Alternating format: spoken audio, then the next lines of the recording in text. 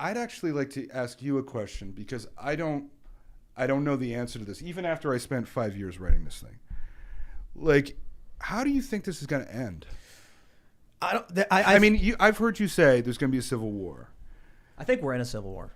I mean, I think you're literally in civil strife. Yeah. Like in a technical sense, like you are already technically in civil strife. And that was 27 deaths per year or something. No, like it's 25. But like America's a funny like America's so big and so diverse and so geographically huge that those numbers are probably not as meaningful as they are in the rest of the world. But on the other hand, I think we're in agreement, right? And is it like, an older metric, like when? No, it's a standard metric, but it's still not. You know, America's different, right? Like America's a very different place. Like I don't think America's an exception. I don't think the laws of political gravity don't apply to the United States. But when you're applying these standards, it's just a little more complicated than it would be for Canada, right? But on the other hand, like how do you actually? So you think that? Do you think political violence is going to become normalized? That there's just going to be a lot more assassination? Do you think there's going to be street fights?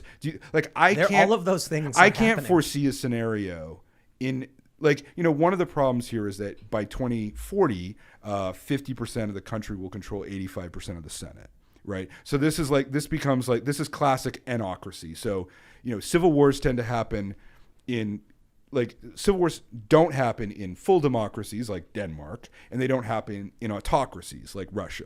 They happen when there's in the gray area, right? In this area where it's unclear whether it's democracy or autocracy. So do you think, like, I can't foresee a scenario where there will be an uncontested election ever in the United States? Oh, you're completely correct. I mean, going back to since Gore and Bush.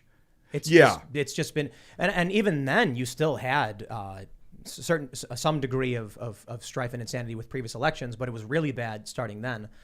There's a bunch of different ways I see this. I don't think the right wants to control the left, but the left does want to control the right. So the right wants to control the country. I disagree. So you think the right would be happy with just the states controlling their own? Because I mean, one answer to this is radical defederalization. Yes, I mean that's something that's been talked about. But we are supposed to be radically defederalized. Yeah, I mean we're not. Well, you already are. I mean, but we're not. We're not de facto. But compared to other countries, we're supposed to be radically defederalized. Compared to other countries, like compared to any country in Europe, compared to anywhere in Asia, like you are radically defederalized.